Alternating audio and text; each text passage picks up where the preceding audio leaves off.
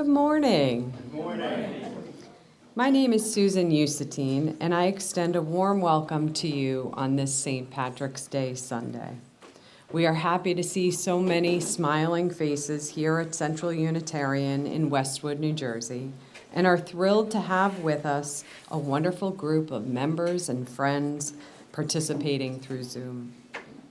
Today, we explore the practice of Ramadan and invite observers into a time of self-transformation. There is a team hard at work this morning making this special service possible, and we are grateful to each of them. Our minister, the Reverend Andrée Cornelia. Also joining us is Hakan Yesilova, a member of the Peace Islands Institute and the editor of the Fountain magazine.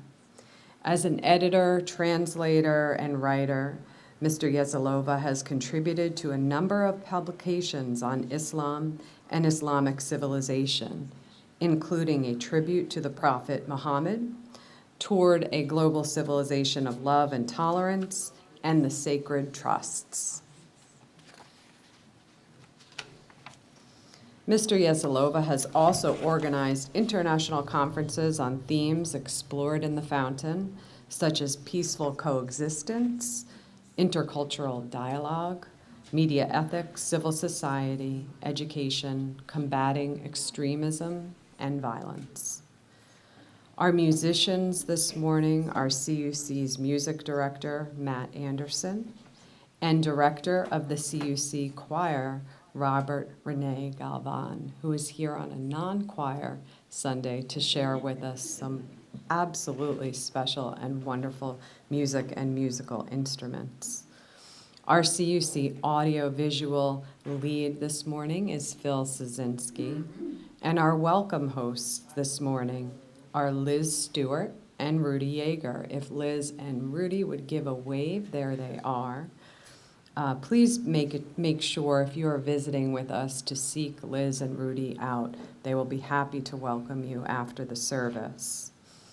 Brightening our stage this morning, we have flowers provided by both the Mahawks and Rudy Yeager. We have absolutely beautiful flowers this morning. Please do join us after the service today for for conversation and connection. We will not be having coffee hour this morning out of respect for our guests who are observing fast for Ramadan. Members and friends at CUC act with intention to figuratively and literally build a spiritual community that welcomes all. We are building a climate of purposeful inclusion where all can feel safe and cared for and provided an opportunity to form meaningful connections. We structure congregational life to empower and enhance everyone's participation. I have 3 participation opportunities to share with you this morning. First, today is your last chance to join the Peace Island Institute for an iftar dinner this Tuesday, March 19th at 6:30 at their headquarters located in Hasbrook Heights. During the month of Ramadan, Muslims fast by abstaining from consuming water or food while the sun is out. Iftar, or fast breaking, dinners take place each night once the sun sets. This is an important time not only for those who participate in Ramadan because of their faith, but also an important time to share the tradition with friends from different backgrounds over delicious food and through lively conversation. If you would like to attend and have not yet registered, please do see Reverend Andrée today. The next participation opportunity is members of CUC have formed a caregiver support group for anyone caring for a friend or family member. This is led by Aviva Weldon. The first monthly meeting will be at the Westwood Women's Club on Monday, April 8th from 1 to 2:30 p.m. Please do check the calendar for more dates. And for more information, please reach out to Reverend Andrée or Aviva. Finally, Reverend Andrée will be hosting a current events forum today after service starting at noon here in the clubhouse. This is an opportunity to explore current events from a Unitarian Universalist perspective. Now, let us turn to our neighbors, give them a warm welcome, and take a moment to toggle electronic devices into silent mode.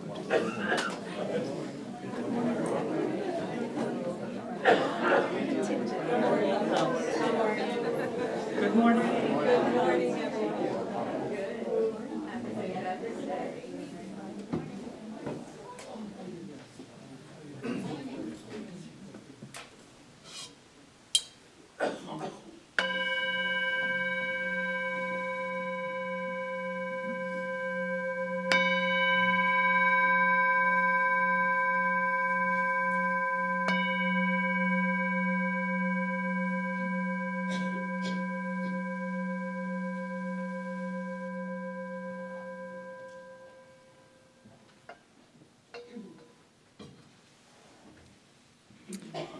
Good morning. Ramadan Mubarak. Blessed Ramadan to all those who celebrate. As you already heard from Susan, we gather today in honor of Ramadan, the Muslim holy month, which began this past Sunday, March 10th, and will continue this year until Tuesday, April 9th. This is a time of fasting during the daytime, feasting and connecting with others in the evening, serving those with in need, and reconnecting with each other and with the holy. This is, in essence, a time of change that one returns to year after year. In the spirit of such transformation, we gather together this morning. So we offer some opening words which come from Reverend Ma Teresa Tet Gustiu Galado from the UU Congregation of the Philippines, which, while Christian, these words invoke the same interfaith sense of transformation that we are celebrating this morning. This is a participatory open reading, and you all have a part. So when I do the ministerial gesture for "it's your turn," you say, "When I change, the world changes." When I change, the world changes. Great. We are here to derive meaning in our actions. When I change, the world changes.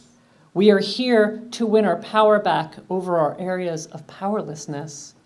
When I change, the world changes. We are here to deepen our understanding of ourselves in order to strengthen self-discipline. When I change, the world changes. We are here to abolish prejudice with an appreciation for our diversity and our differences. When I change, the world changes. We are here to feel our personal power and our capacity to affect the lives of other people. When I change, the world changes. We are here to become teachers to one another. When I change, the world changes. We are here to spend time away from the usual influences and relearn reality. When I change, the world changes. When God gives me the desire, I am also given the power and means to achieve my goals. When I change, the world changes. I am here to see that my singular life is a gateway to countless possibilities. When I change, the world changes. I'm going to invite you to rise in body or spirit for opening hymn, Come, Come, Whoever You Are.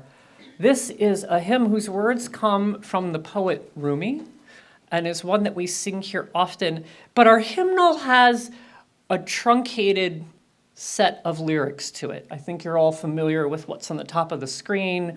We sing this song pretty frequently. Come, come, whoever you are, wanderer, worshiper, lover of leaving. Ours is no caravan of despair. Come, yet again, come.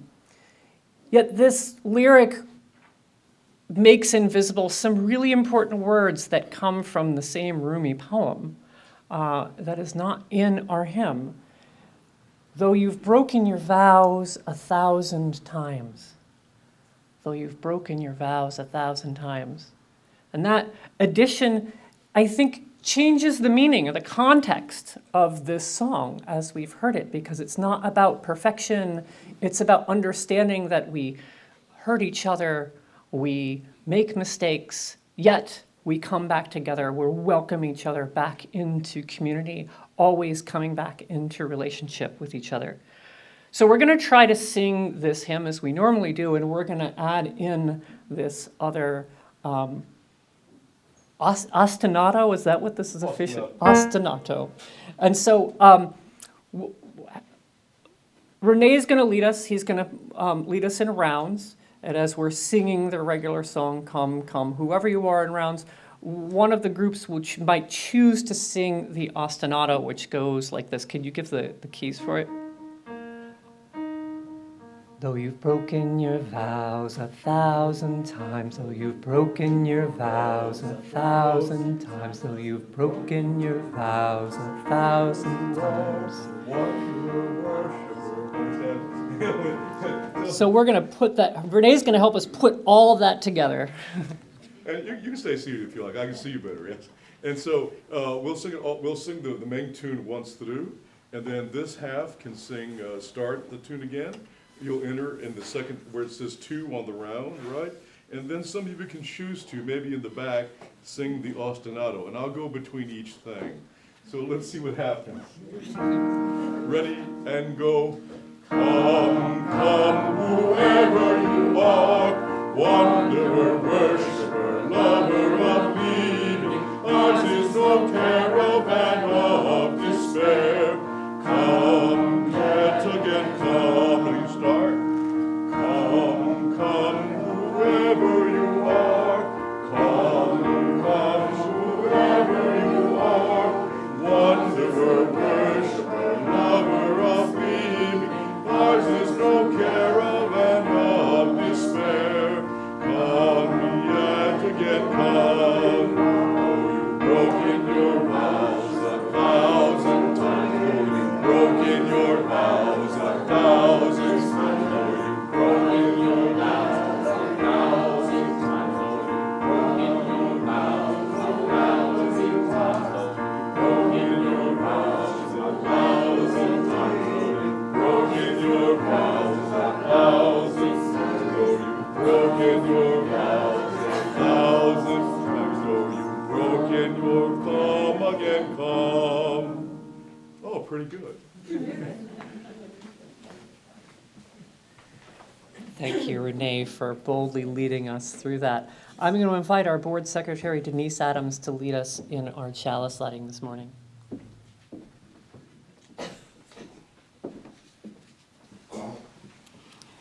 We light this chalice to remind us of our dreams, to nourish our heart, mind, and spirit, to work towards a better world for all, to embrace the whole of our human experience, to honor our past and our gifts of the present, to create a community where each of us may find healing, transformation, and hope.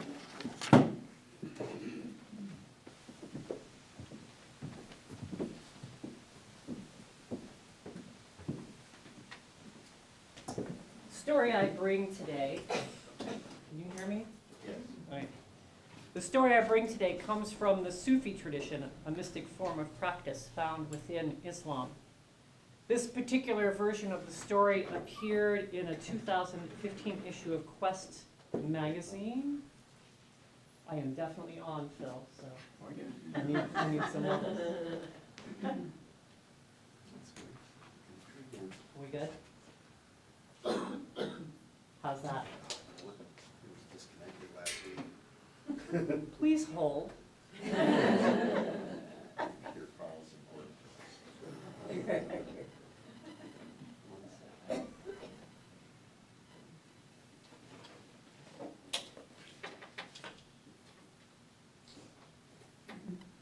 that good? Yes, there we are. Let me start again. So I bring with you a story this morning. The story comes from the Sufi tradition, which is a mystic form of practice found within Islam. This particular version of the story appeared in a 2015 issue of Quest for Meaning magazine, which is a publication of the UU Church of the Larger Fellowship, which is one of our biggest UU congregations that's entirely online. And their members include individuals from around the world, including a number of individuals who are experiencing incarceration. The story is The Stream. A stream from its course in the far-off mountains, passing through every kind and description of countryside, at last reached the sands of the desert. Just as it had crossed every other barrier, the stream tried to cross this one, but found that as fast as it ran into the sand, its waters disappeared. It was convinced, however, that its destiny was to cross this desert, and yet there was no way. Now a hidden voice coming from the desert itself whispered, "The wind crosses the desert. So can the stream." The stream objected that the wind could fly, and this was why it could cross the desert. By hurtling in your own accustomed way, you cannot get across. You will either disappear or become a marsh. You must allow the wind to carry you over your destination. But how could this happen? By allowing yourself to be absorbed in the wind. The idea was not acceptable to the stream. After all, it had never been absorbed before. It did not want to lose its individuality. And once having lost it, how was one to know what one's identity could ever be regained? "The wind," said the sand, "performs this function. It takes up water, carries it over the desert, and then lets it fall again." "How can I know this is true?" said the stream. "It is so, and if you do not believe it, you cannot become more than a quagmire." The stream responded, "But can I not remain the same stream that I am today?" "You cannot in either case remain so," the whisper said. When it heard this, echoes began to arise in the thoughts of the stream. Dimly, it remembered a state in which, or some part of it, had been held in the arms of the wind. And the stream raised its vapor into the welcoming arms of the wind, which gently and easily bore it upwards and along, letting it fall softly as rain once it reached the roof of a mountain many, many miles away, where it then became a river.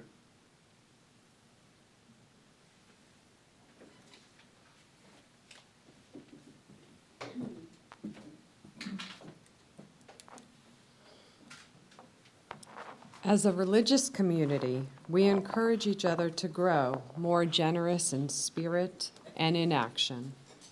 Those gathered here support this self-supporting church and its ministries. Now we invite your offering, freely given and gratefully received.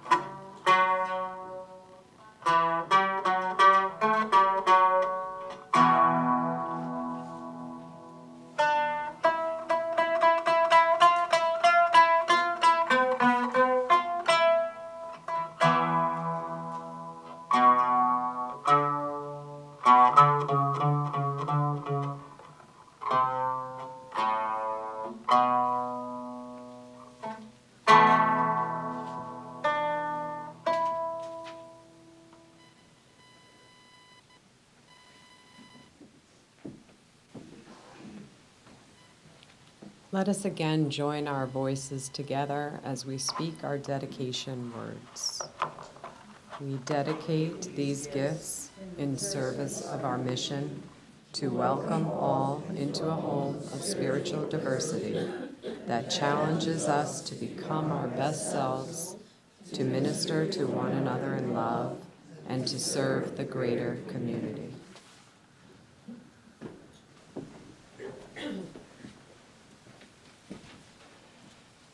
Now we enter into a time of meditation, sharing the joys and sorrows of this community. This is something we do together each week as a way of caring for each other. I'll begin with some written joys and sorrows that were submitted ahead of time, and then I will also read out loud any joys or sorrows submitted by those who are attending us online. So if you're online and have a joy or sorrow to share, please take a moment to type it into the chat now. I'll then invite each of you here to share out loud the name of anybody else you're holding in your heart today. Then we'll enter into a moment of silence, followed by a moment of prayer. So let us ready ourselves for this time of care together. Let's take a breath in together and a breath out.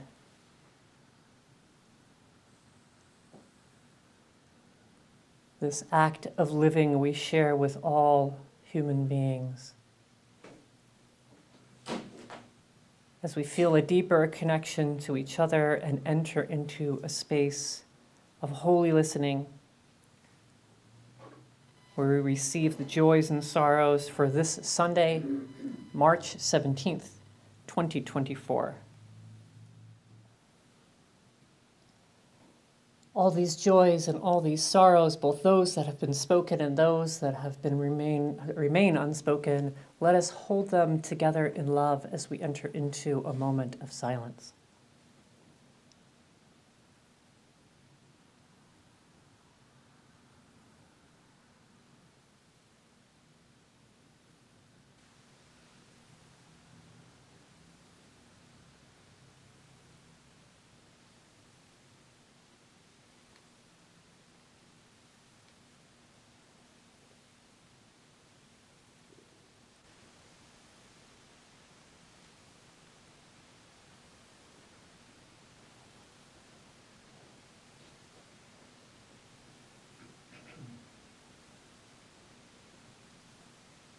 Spirit of life, Spirit of love, Spirit that flows through us and connects us all. Today we send up a prayer in the form of a poem. This poem comes from Joel Horowitz, who shared these words as part of the Parents Circle Families Forum for Peace campaign for collecting words to share the spirit and power of humanity. With his words, these words we pray. Once in a while there comes a time when life goes backwards and some lose their minds, reaching to fear from death and from lies. This weakness we've come to again. So let's not let the hunger for power decide who we should hate, how to have pride. Stop those using the tears that we've cried to let evil be done in our name. There's always a story from many a side. Stand up for freedom, protecting a pride. Some may be wrong and some may be right, but they're wrong when lives needlessly die. So we don't let a hunger for power decide who we should hate, how we should pride. Stop those using the tears that we've cried. Don't let evil be done in our name. Where go we now? Has war made us safe? Are there more rejoicing or more building rage? We won't find the answer from the leaders who claim we must kill all who won't see our way. No, we won't let a hunger for power decide who we should hate, how to have pride. Stop those using the tears that we've cried. Don't let evil be done in our name. May it be so. Blessed be, and amen. I invite you to sing our next hymn while seated. This has been our monthly hymn, I Know This Rose Will Open. And again, we'll do a round. We'll sing it once through, and then you see this side is number 1 again, and then number 2, you come down.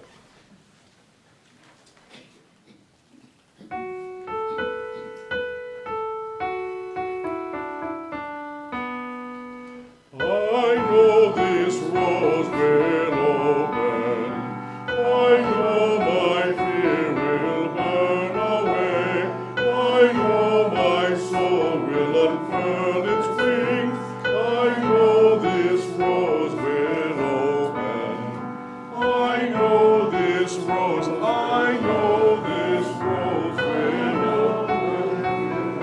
Fear away. I know my soul, I know my soul will unfurl its wings. I know this rose will open. This rose, I know this rose will open. I know my fear will burn away, will furl its wings. I know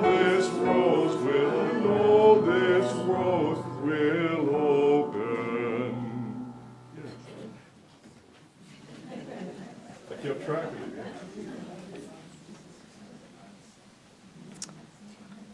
Now I want to take some time to invite up our guest, Mr. Hakan Yesilova. Susan gave a detailed introduction for him in our opening, but again, Mr. Yesilova is the editor of Fountain magazine, and he comes here to speak with us as part of the service today as our connection with the Peace Island Institute. So Mr. Yesilova, coming up.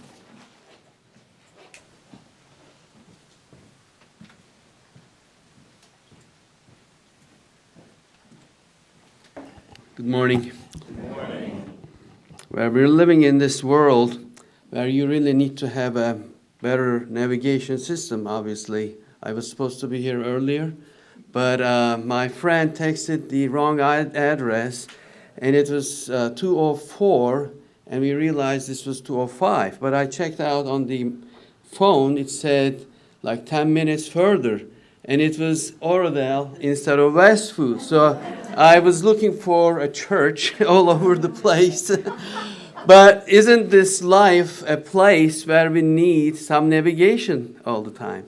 Is it the reason why we're getting together today, so we can find a navigation to the truth, whatever that is, and find guidance in our lives? That's what this little, mistake I did in the morning, which was supposed to be helping me, think about this morning. This is why I guess Muslims go to the mosque. This is why our fellow Christian and Jewish brothers and sisters go to their temples to find the right path, for we're not really sure whether our manual is the right one, whether we have the right guide.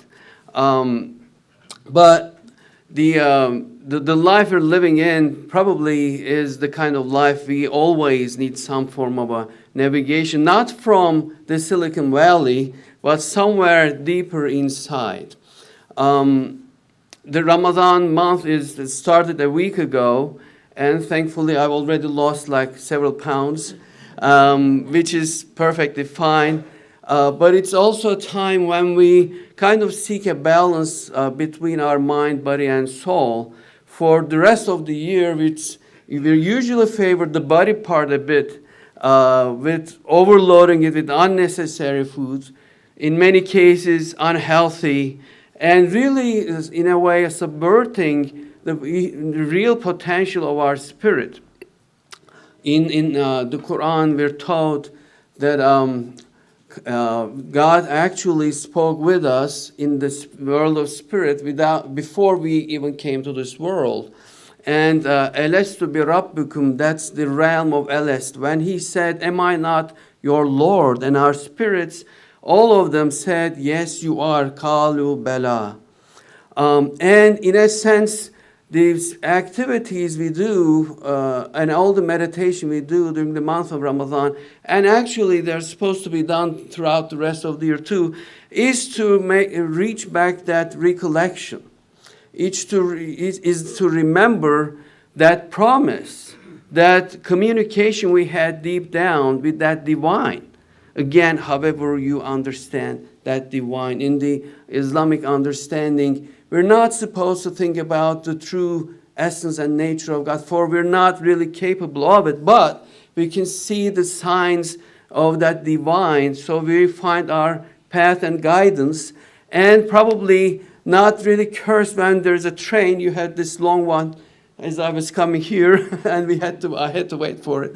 And then the traffic lights, again, you have to be patient, because you know when you find that guidance that is actually for your goodness, for your safety, and for the safety of everyone, so you don't harm yourself and you don't harm others. So Ramadan is a strange time in many ways. Strange that like volunteers at Peace Islands Institute, which we try to do like for more than 2 decades now, spend our times more in churches and temples than in mosques. For that is strange maybe to you, but we really think it is an opportunity for us to reach out to other fellow parishioners, other fellow practitioners of other faith traditions, for we know there is a connection in all of them that we believe we originate from the same source. Again, we may be verbalizing it or describing it in different ways. We may disagree. We may not like our ways. We may not approve the certain paths we're taking. But Ramadan is actually reminding us that, look, you are coming from the same source. Prescribed for you is the fast, the Holy Quran says, just as we prescribe to those that came before you. So we believe it's a universal form of practicing, so that we can kind of remember that promise, that communication we had with that divine power in the eternal back, that it was before, without time and space, that was free from time and space. So Ramadan, for that matter, is a strange time. Ramadan is also a time when Muslims go a bit nocturnal. That's how I like describing it. For last night, for instance, I was with my friends, actually from even middle school, somewhere in Patterson, where many restaurants, Muslims keep opening their restaurants till the morning, so people can come and have an early meal. And it's also time of connecting back. So I was having this very wonderful conversation with my middle school friends, all the way from Istanbul, by the way. That's where I was born and raised. So we had all these memories of our teachers and our fellow friends. But of course had some meal, which I kind of regret, for it's just supposed to be light. But when you're together, you end up eating a lot, right? So I kind of have this salt still in my mouth, and I definitely need some water, but I have to wait until the sun set. So it is a strange time. So when you have your Muslim neighbors having their lights on till the very late hours in the night, and again rising early in the morning, again it is all for preparing themselves for the day where they will be remaining hungry a full day. So be bear with them when they don't respond, very immediately as you say hello, but you can kind of realize they have not had their coffee that morning. So maybe it's lunchtime and their friends go out for lunch and they have to stay back. So they kind of feel as a stranger, And Prophet Muhammad, peace be upon him, said, glad tidings to the strangers, for they will be resurrected with Jesus. For in our tradition, Jesus was, a strong figure, but he was kind of treated strangely, and he had to go through all those sufferings. I don't know how much Jesus has in your tradition, but to us, it's a big blessing to be raised together with Jesus Christ. So they kind of act weirdly and strangely. That's not always for the coffee, of course. For a Turk like me, it's the tea. I miss my black tea. We call it strangely the color of rabbit's blood. That is wild, I know, but strangely, it has to be that color for a tasteful tea. I don't know why. I never eaten any rabbit in my life. I never saw a rabbit's blood. But that's the thing that is missing in my life. But the point I'm raising here is Ramadan is a time when we kind of leave our material, physical aspects a little to the side. Islam does not teach living a monk-like life. We don't forget about our physicality, but it's just during this month at least, let us make a balance. Let us keep a bit more strength to our spiritual aspect, for that is where you will find the divine. In a hadith Qudsi, that's a saying by God, but verbalized by Prophet Muhammad. That's how we believe, peace be upon him. I have not been confined in the universe, but you can find me in the heart of a believer. If you're looking for him or her, however you may want to define it, or her, he is somewhere there, and we somehow have to keep our physical weight and veils aside so we can discover that inner divine truth. And another aspect of Ramadan universalism, as we reach out to our other fellow faith traditions, is the fact that there's a verse in the Quran saying, لَقَدْ كَرَّمْنَا بَنِي آدَمَ. We have ennobled the children of Adam. So in the Quran, God is not saying we made Muslims only noble. He's not saying we made Christians only noble. We've not made Jewish people noble only. Every human being is noble, and that's a birthright. And true belief really starts off when you recognize that truth. And believe me, when I make these visits and come together with our fellow faithful in different temples and churches, I kind of realize that truth again. And I have this joy, maybe more than I have in the mosque. For that would be a very personal improvement to me. But when I meet other people, other faithful, and seeing the beautiful signs of God on their faces, I kind of say, this is why we're here. This is why we should be here. That's the biggest pleasure I'm having each Ramadan. I don't know how many minutes I have. I'm just going on. Of course, there are certain rules to obey during the month of Ramadan, and that is about following the lunar as well as the solar time. So we start the holy month with the new moon. So we watch the new moon. And then the month ends when the other new moon, the second new moon comes. So we follow the new moon. And we start our day or stop eating with the early lights of the day. So dawn. And we stop the fast, we break the fast when the sun is down. So we're having this watch. Of course, we're checking it with our phones. But better, you kind of have this always changing time. It's not always, a certain 7 p.m. breakfast. No, it goes on and on. It's, of course, longer during the summertime. And it's even, longer when you're in Finland. And I was there once. It's like 21 hours of fast.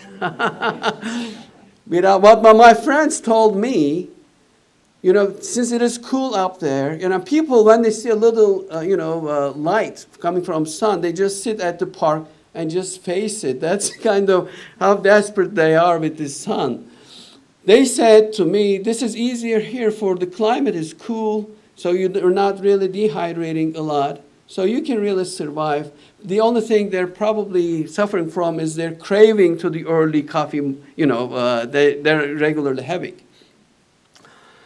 The other point maybe we can talk about Ramadan fast is Of course, it's for Muslims, things do not change a lot. They have to go to school again. They have to go to their work. So it's solar, lunar, and secular timings, all interconnected. And of course, I'm proud of my two sons. They had started earlier, like when they were 10. So once my son told me when he was trying to fast in his first years, but Father, just tell me, why are we doing this? I told him, can you wait until the evening? Can you wait when it is sunset and we start eating? He said, yes, I will. And then I came back from work. He told me, Father, my younger brother is not fasting, and you know how torturous this is to me. And you were at work, and nobody was cooking, but my mom was cooking. I was smelling all that food, and you were not here with me. So you just imagine, there was that food, I'm smelling, and I cannot eat it. I told him, just wait a few more minutes. And when it was time, well, he shoveled all the food he normally doesn't eat. I told him, you know what, now why your fasting is so important. This is the time when we're deprived, really. I think this is a human nature. When we're deprived of things, we kind of start appreciating their value. And the value of those, when we lose them, I think comes to the surface even more when we're deprived of their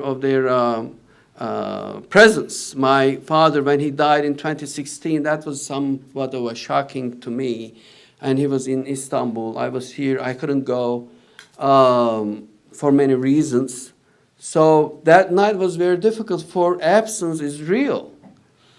And it doesn't go away very quickly. So you kind of, okay, my father was always there, but I didn't really appreciate his value when he was around me. When he's now gone. So this is why I'm telling everyone who has their father with them, or mother, of course, just be with them, spend time as much as you can with them, for you will realize how big a vacuum that will leave behind when they pass along. So just serve your parents as much as you can. That's, again, a duty upon Muslims. Fasting, by the way, of course, sounds like torturous, but it has a lot of healthy benefits. I don't know if you're familiar with Christian Bale, one of my favorite stars. 20 years ago, he played this character in The Machinist. It was somewhat a very, different and a difficult movie to watch. You don't want to look like him because he had to lose like 62 pounds in a few months. And then a year later, he played the Batman, where he had to have this strong, muscular man. Anyways, he said when he was fasting for that, 2 hours of sleep was enough for him. And he could read on and on for 10 hours, and he would not be distracted. You see, with so much weight and unnecessary weight we're putting on our body, and God, there's this big, strong connection between our guts and our brain. You see, many people, especially the young ones these days, they're so easily distracted, and fasting really helps to improve our focus even more. Hakeem Olajuwon, he was one of the best NBA players in the 90s. He was chosen MVP when he was fasting during the month of Ramadan. I have a friend, Enes Kanter Freedom. He kind of is left out of NBA recently, but he used to play with a lot of teams, and he never gave up on his fast during the month of Ramadan, and he did really well. So fasting is not torturous. It's about self-discipline and restraining our personal carnal desires so we can improve our spiritual, soulful, reality and the potential, so we can remember that connection, that divine connection we have, the one, again, whoever he is or she is, and however you want to define him or her, he's out there, she's out there for us to remember him. So there's this tradition in Islamic faith of zikr.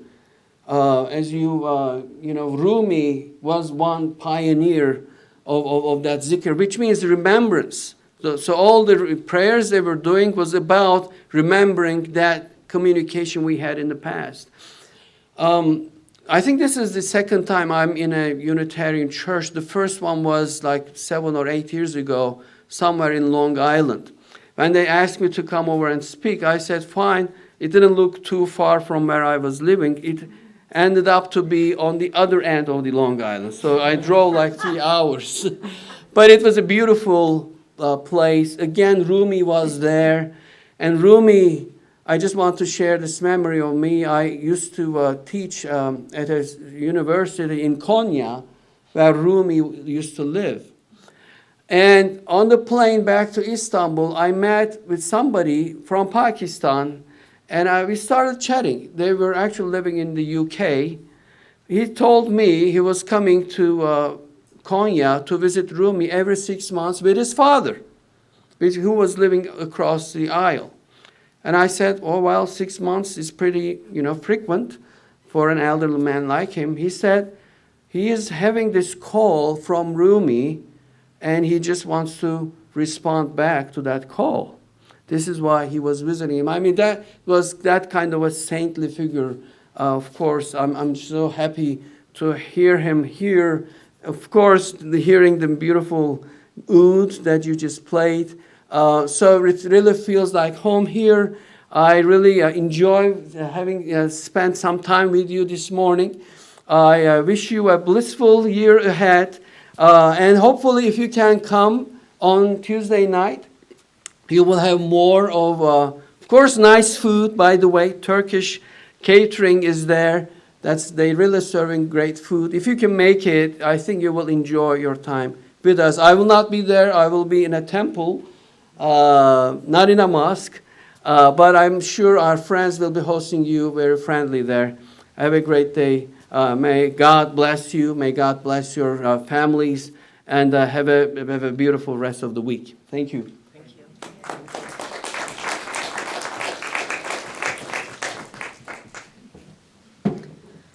We offer a story today from British-American poet Rabia Sadia Spiker, who is the director of the Lowtie Tree Press, which specializes in poetry from the Muslim world from a faith-based perspective. This poem appears in the anthology, A Kaleidoscope of Stories, Muslim Voices in Contemporary Poetry. Magenta. The poplars shimmer sunlight again. The ceanothus is a cloud of indigo, while an azalea in my garden is more hues of magenta than you can imagine. The sun is gentle these long fasting days, some an endurance test. They still lend me more discipline than I naturally possess. The orchid cascades alabaster blossoms over the windowsill in the kitchen. Pots of basil and coriander have been snipped a bit thin to garnish harira and salads for fast breaking.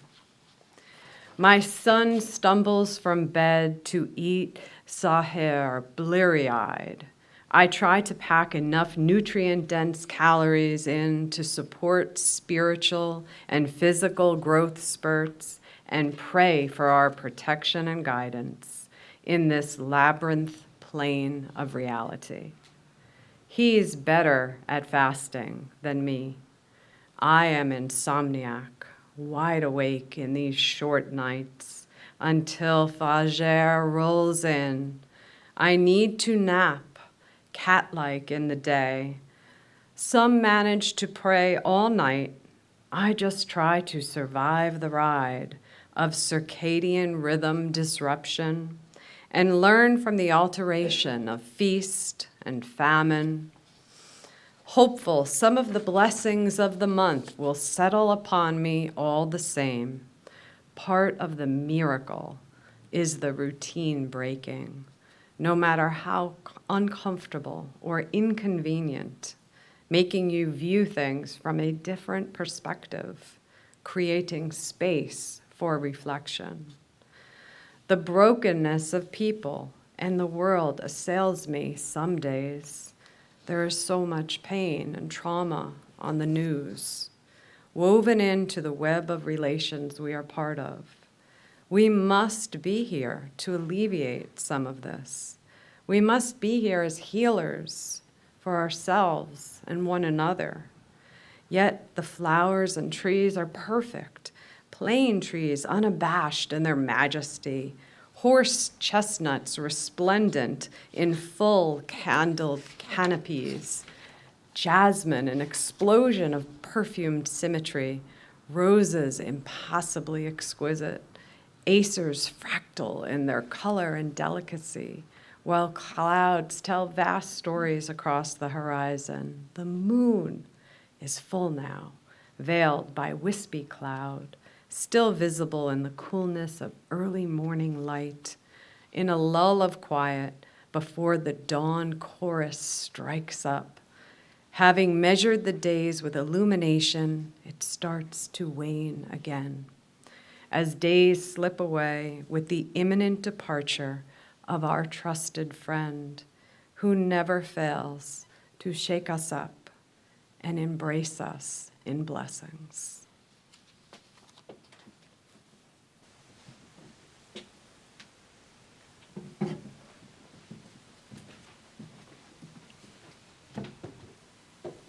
I love the end of that poem.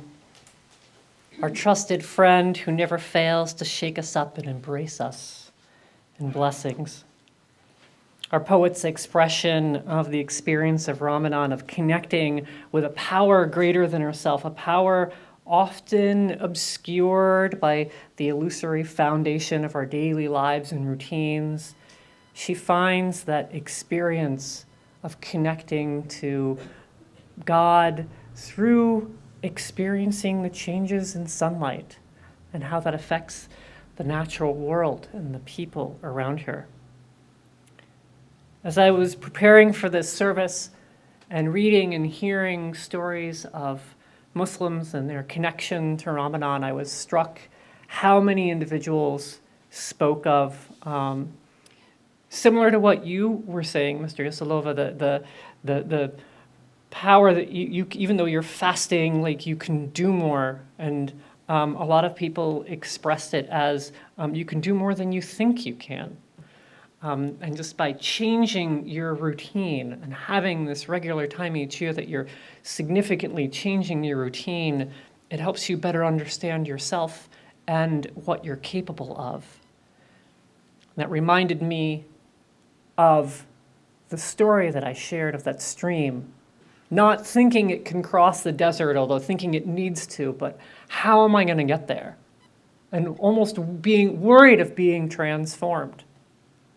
Yet, in the heat of the desert, similar to maybe the heat of the day when you're fasting, the stream gets caught up into water vapor and is carried across the desert to the mountaintop where it becomes, yes, it's transformed and it becomes a river. There's the sense of opening up that comes with Ramadan, the sense of possibility and transformation. I was struck by one particular writer reflecting on Ramadan. So author and teacher Raheem Snow, who in a blog post for the On Being website, shared a reflection on why he really views Ramadan as something other than a time to push food away, saying often that's what we outside of the Muslim faith see, and saying, no, there's something deeper. It's not just about the food, about the fasting. He writes, in my reading of the Quran and the teachings of the Prophet, the main principle behind fasting is to learn that God's blessings are the true source of nourishments for our hearts, our minds, and our bodies. We can look for nourishment in food and addictive substances. We can look for nourishment in getting attention and approval from other people. We can look for nourishment in money and career achievements. We can look for nourishment even in controlling and manipulating others. But nothing can actually nourish our hearts and minds except the presence, the grace, and the mercy of God in our lives.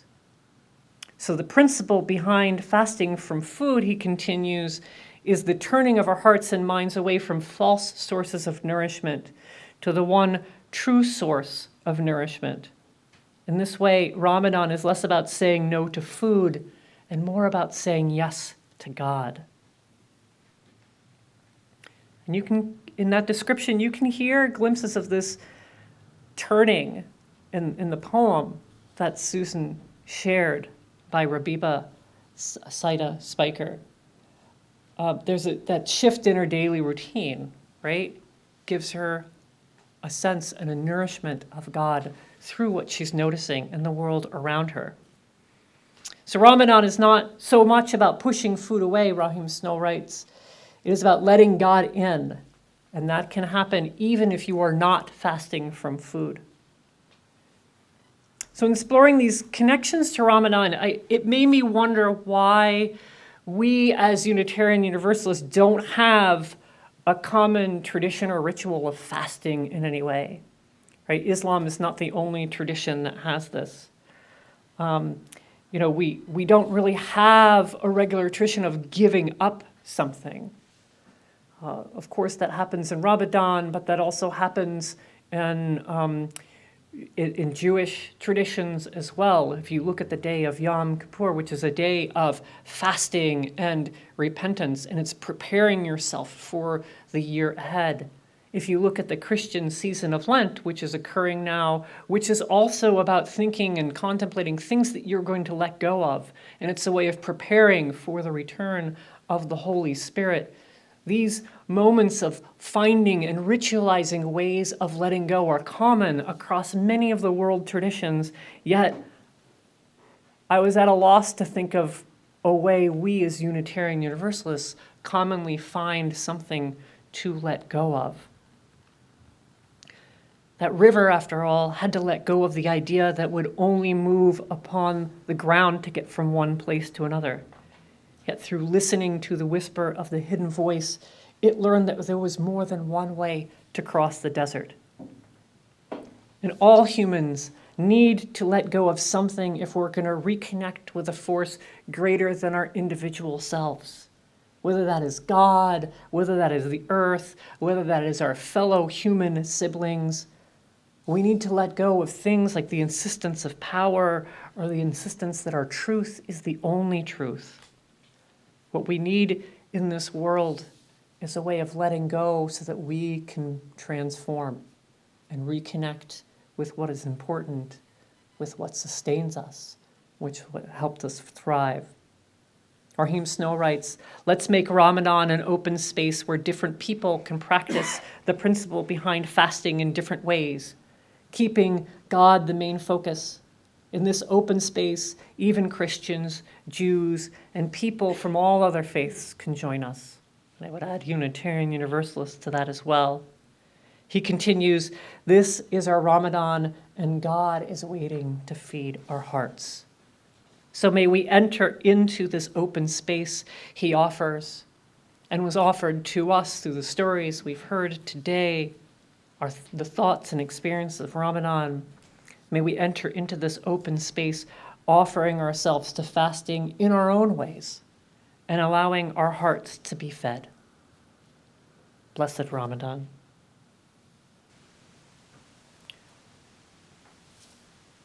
I invite you to rise in body or spirit for our closing hymn, "Come, thou fount of every blessing."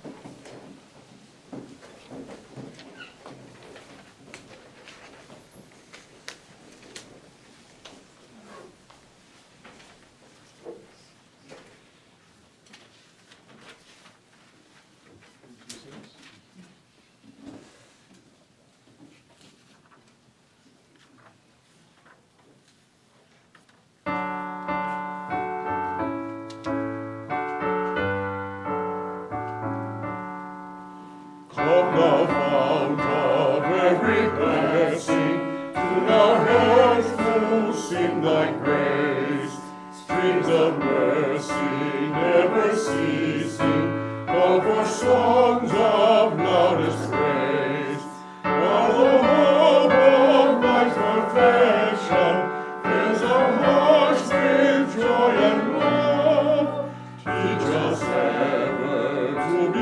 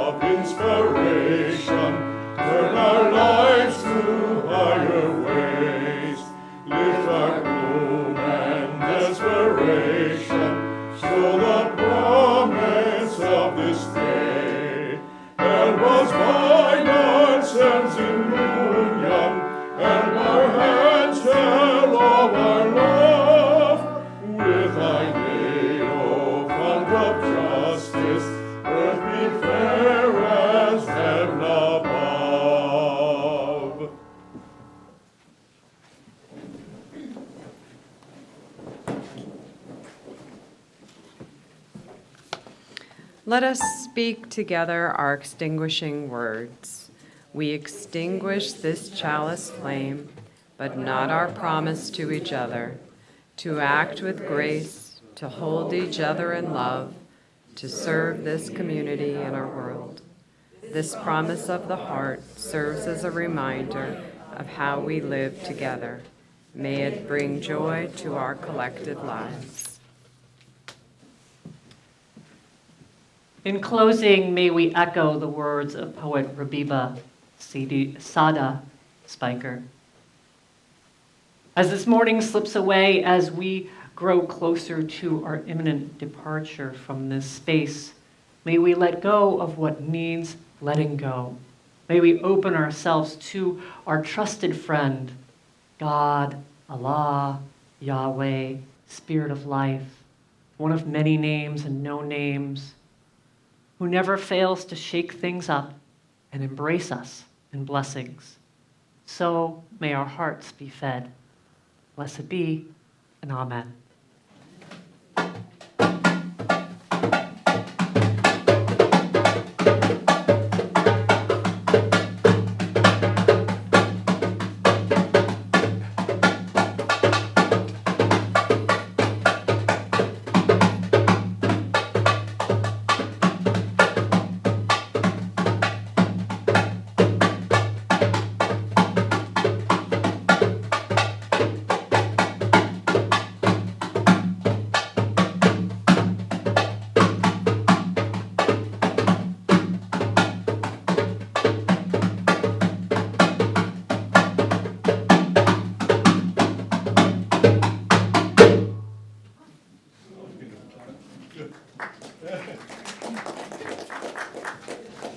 I want to thank all who participated in our service today. Thank you very much for Mr. Hakan, Yesilova, for speaking and being with us here today. Thank you for those words and those reflections. Thank you to Renee and Matt for your music this morning. Thank you to Phil for being on the tech deck. Thank you to Susan for being our worship associate. Please stay for conversation and connection in this space. I will also be hosting our monthly current events forum at noon. Just gather around towards the front over here. There's a lot of things happening in our world, including the war in Gaza, including other areas of violence, and of course our elections. So come sit and let's talk through some of these things from a Unitarian Universalist perspective if you want to join us there. Thank you all for being here. Blessings.